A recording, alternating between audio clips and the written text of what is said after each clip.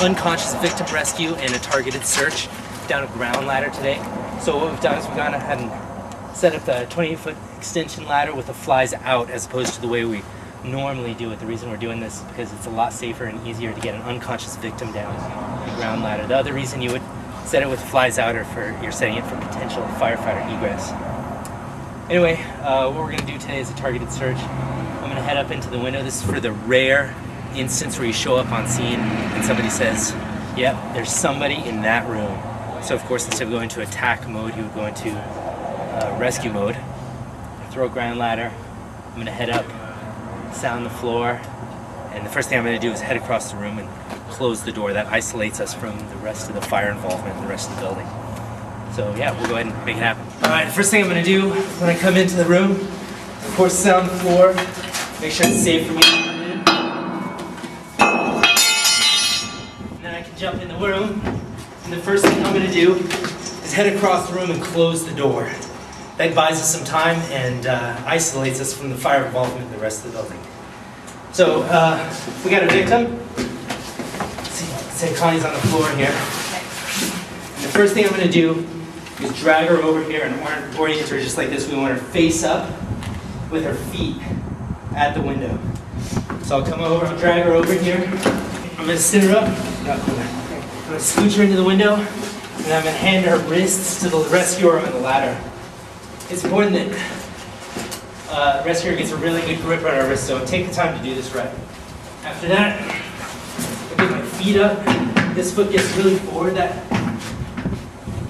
makes sure that I'm lifting with my legs and not my back. And then we're just going to sit her up.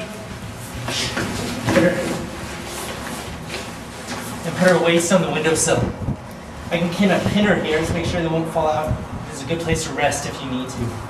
The rescuer on the ladder is going to reach under her armpit, and then very slowly we're just going to take her legs and put her on the opposite side of the ladder rescuer's body.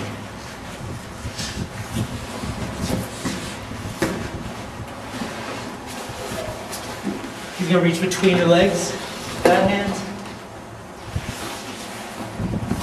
and I'm going to hold on as long as possible.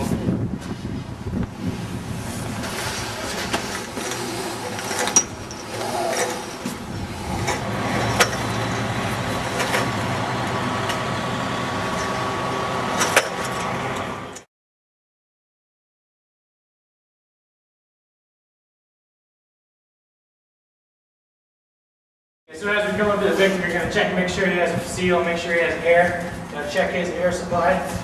You're going to tighten down all straps because that's what you're going to be using to move him. And then if you have the time, you want to unbuckle the waist strap. Get as loose as you can. Slide it between his legs. This is going to be used as a harness. Tighten it down, make sure you get everything cinched up.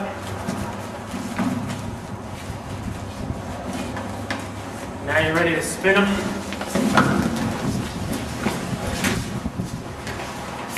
And when the first guy says ready, wait for the second guy to say ready, and then as soon as that second guy says ready, you guys move.